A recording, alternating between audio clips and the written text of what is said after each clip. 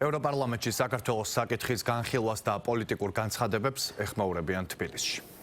ნაციონალური მოძრაობის ეს ფრთა, რომელიც დღეს ბრიუსელშია, იაკნევიჩოვანის და სხვების შემადგენლობით, მუდმივად არის საქართველოს ახალი ხელისუფლების პოლიტიკის წინააღმდეგ.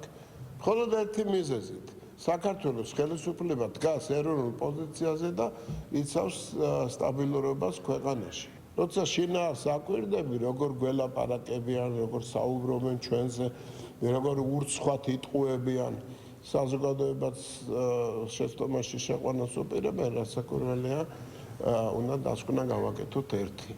ჩვენ გვყავს მტრები, რომელიც საქართველოს გრევას უხადიან.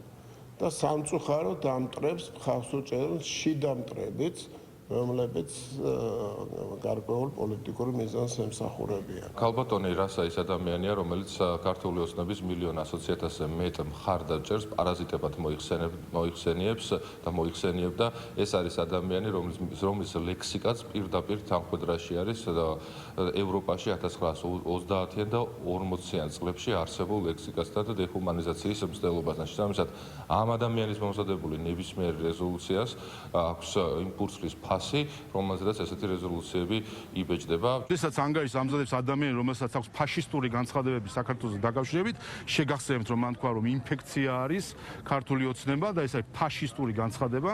მეორე თქვა, რომ ქართველი ხალხის ბრალი არის, იმიტომ რომ ქართულ ოცნებას ხალხს აძლევს. ასე რომ მთავარი პრობლემა ის არის, დღეს ევროპარლამენტში საქართველოს საკითხებს კურირებს ადამიანი, რომელიც ფაშისტური განცხადებები აქვს საქართველოს დაკავშირებით.